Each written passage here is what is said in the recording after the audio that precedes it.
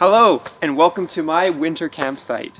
If you're new here, this is my 2004 Subaru Forester overlanding and off-road build. Today I'm going to be showing you exactly what I do for when I go winter camping.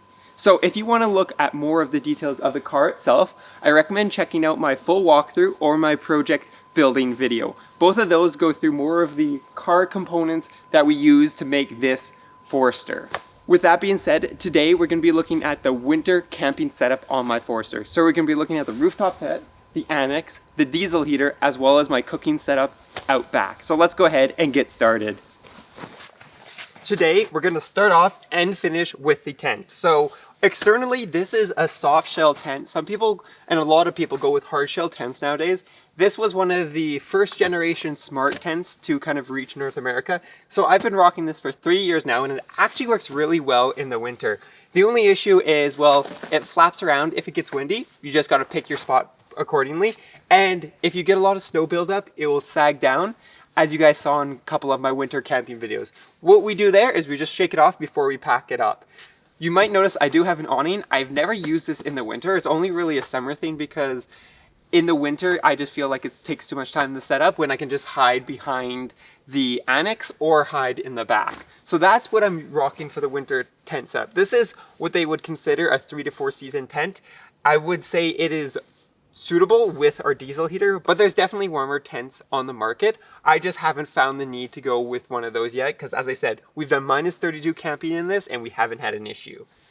With that being said, we're going to go ahead and take a look on the inside at the end of the video, so let's go ahead and jump to the back of the car. Back here, you're going to notice a few things. First of all, that I have none of the windows actually done up. I find in the winter, this adds just a little more warmth. And really, you're not going to be opening your windows in the winter anyways, unless you want to take a look, which you can do just by peeking through here. In the summer, where we have a little bit more time to set up and a little more airflow, that's when I'd go ahead and open these windows. But for that one, I like to keep it open just because, or I like to keep it up, just because if you don't, it starts to flap around a lot. You might notice I also have the soft shell down here. You're going to actually be noticing why I do that in a minute. Traditionally, you can leave it attached to the tent, but with our annex, we can't do that. So we actually just put it under the car for the winter. If it gets really windy, it goes in the annex. Back here, if you're familiar with my camping series, you will recognize this. This is essentially our storage unit and our little cabinet here. It has, in the summer, it has a little faucet with a water storage in the wheel well. In the winter, we can't do that because, well, it'll freeze out here. It was -10 last night, and we've got down to -30, so no water storage here. We just have to store it in our cooler. You might also notice there's a lot of space right here. This is kind of whatever goes. Right now, that's where I'm putting my diesel heater when we drive away, as well as some fluids and some storage. In the summer, we would have a bigger cooler here, and in the future, I'm planning to do something a little bit different. And if you haven't seen this, you might not know that this is, well, my stove, as well as my cooktops. This is where we can go ahead, cook a meal, do some meal prep, wash our dishes. Well, obviously we can't really wash them without water, but we can wash them, boil some water, and then take the sink out and just dump it. So that's the nice thing about back here, is we have a nice little prep area. It is anchored to the back of my Forester because with all this weight out here, it actually would fall out without it, even though I built it out of 1/2-inch plywood. With that being said, there's a few other things we'll just point out. Here we have like our paper towel and stuff, our cooking utensils. I keep my fire starter and some dry goods down here. And then we have our propane over here for the furnace, as well as a fire extinguisher, my hatchet storage, which I'll show you in a little bit, and a few other things. That's kind of what we have when we're winter camping. It doesn't change too much from when we're summer camping, besides, well, we don't have the sink anymore because, well, we can't have the sink. With this out, let's go ahead and continue working our way around the car and take a look at the annex. And well, up here, this is the biggest difference you'll probably notice. You haven't seen me use this a lot, and the only times you have seen me use this annex is actually in the winter, and that's just because it adds a little more space. I guess if you're summer camping and you were staying in one spot for a long amount of time, this would be a great addition, but I don't use it that often in the summer. One thing, when we're talking about the annex, you might notice a few things. This is tied down, well, to a rock in the snow, and we actually have snow all along the bottom of the annex. You'll see that a little more when we take a look at the diesel heater. But this is essentially preventing it from kind of blowing away because well, you can't really put tent pegs down here in the winter when the ground's frozen. So I pile snow on it and it actually kind of sticks it on. You're also going to notice that it's not moving. It's a little bit difficult to actually, if the snow freezes, to get it unstuck. That's why we have our shovel over there. But what we do is we essentially just pile on snow around here, and we will take the snow off from under or inside the annex so that it's dry, or well, there's a little bit of snow, and it will actually go ahead and provide a little insulating layer and protect this from the wind. If we do get a windstorm, you'll see that it's not going to go anywhere. That's the biggest thing with this, is you want to make sure it's nice and tied down. Also, you're going to notice I like backpacking stuff. You're going to notice this trend also in the tent with my sleeping bag. I like backpacking stuff, so I have a small chair. Austin gives me a lot of trouble for this, not having a big, like, comfy chair, but I like this. It keeps me low to ground, keeps me close to the fire in the winter, and it's quite comfortable. So I roll around with this chair a lot. It fits nicely in the back of the Forester too. It doesn't have to have its own little spot. It just kind of fits wherever it fits. Another thing you'll notice is over there, we do have our shovel. You're going to need a shovel when you're winter camping, even if you're not getting stuck. You're piling snow, or you're digging out a fire pit, or you're doing something like that. Always got to have a shovel. It's a small avalanche shovel. It just folds in, and then it fits in the back of the Forester. And then, as I said, I just have a hatchet. I don't run a full axe because, well, I don't have room for it. And I haven't found a need to. Obviously, if you have a chainsaw, you probably want a full axe because you'll be splitting logs. So that's something I'll have to consider when I go about going into that route. But most of the time, I just bring firewood with me and I chop it up so that it burns nicely. So yeah, that hatchet fits right in the back of the car. With that being said, we're going to go ahead and take a look at the diesel heater next.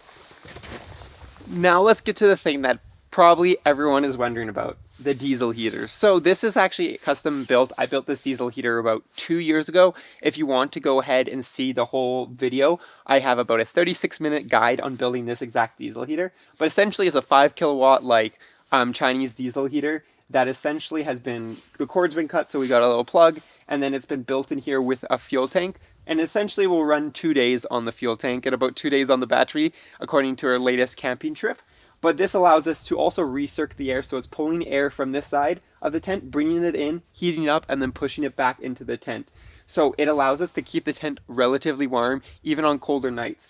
If you're using the annex, it does obviously have some loss of heat in there because there's so much air to heat up, but it does pretty well. On really cold nights, I'll have this on my roof rack, and then we'll heat it that way so that we can make sure the tent is nice and warm. But yeah, I usually put it on a couple pieces of stones, and as you can see, it melts the snow around it because, well, it gets a little bit warm. And then everything, once we're done packing up, everything can go back in the diesel heater, and it's all in that self-contained box, which is perfect for winter camping.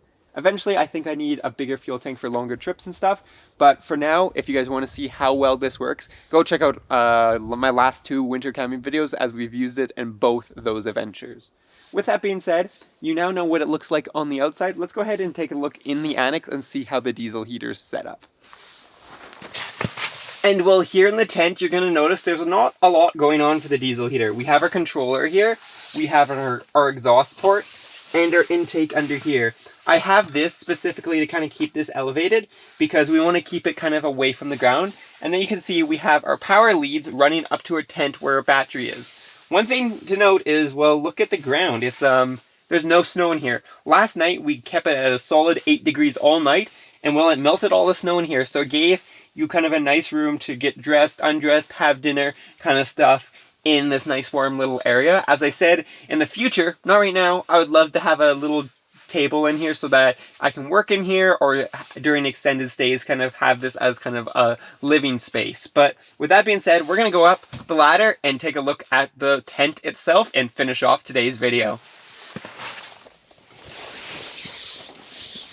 And well, in the tent, you're going to notice a few things. First off, it's quite big and cozy. They say 3 to 4 people. I would say 2 to 3, no problem, depending on how much gear you have. But as you might notice, I said I love backpacking stuff, and well, I don't sleep. A lot of people like to have like normal sheets that you'd find on a typical bed. I love to have a sleeping bag. I just sleep in sleeping bags so much better. So this is my tundra bag. Even if the diesel heater failed, we would be good down to minus 30. So that's why I have this winter camping.